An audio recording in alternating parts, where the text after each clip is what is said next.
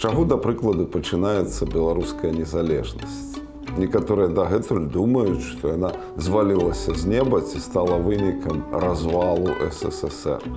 Насамрэч, за незалежнасцю Беларусі стаіць тысячы людзей, якім разам захацелася, вельмі моцна захацелася свабоды і каб Беларусь стала незалежнай краінай. А пачыналася ўсё ў 1980 годзе з першага нефармальнага аб'яднання моладзі, якое называлася майстроўня. Падчас існавання майстроўні да яе долучалася, акрамя студэнтаў філфака, журфака і мастакі. Мастакі – гэта студэнты тэатральна-мастацкага інстытута. Геннадзь Лойка, Рыгор Панцелеев, Геннадзь Мацур, Сяржук Цімохаў, Алесь Костка, дзяўчаты таксама былі, Алена Каравай і шмат іншых. На самай справе больш паловы. Майстроўні на той час – это былі мастакі.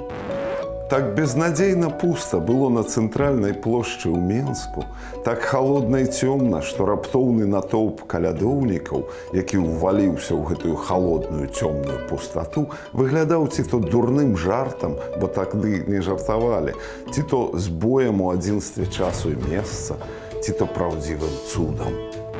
Майстроўня гісторыі аднаго цуду – это сапраўды той цуд, які, можна сказаць, адбыўся.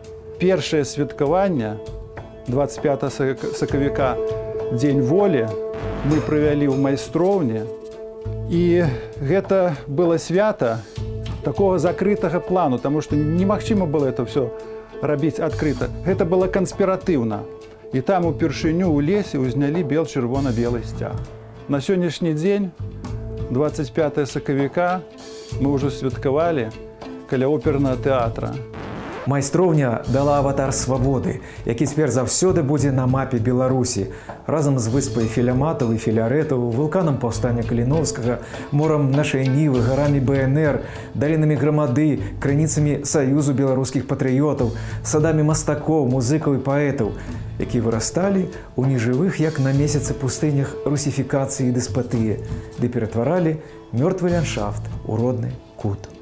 Працуючы са сваімі студэнтамі у каледжы, да мяне просто выпадкова прыходзяць людзі і пачынаюць расказваць такія факты з маёй біяграфіі, што я дзіўлюся. Я тады пачынаю пытаць: слухайце, адкуль вы взяли, адкуль вы это все ведаеце? А мы вось чыталі кніжку «Майстроўня» выдадзеная. Я кажу, ну все зразумела. Таму, я думаю, цікавасць у моладзі ёсць, тым больш ёсць пераемнасць, і эту пераемнасць мы зараз бачым у цяперашні час.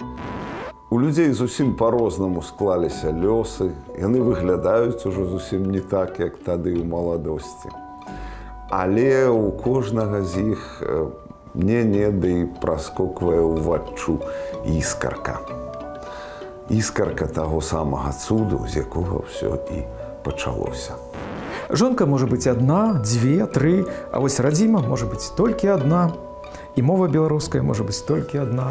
Часам здаецца, што Сергей Дубавец іншапланетнік ці падарожнік з будучыні ці нейкага паралельнага сусвету, дзе прыўкрасная Беларусь адбылася цалкам і поўнасцю. Ён выпраменьвае такую спакойную веліч веры і магутнасць надзеі, якую дае толькі энергія свабоды. Яшчэ яна называецца любоўю да радзімы.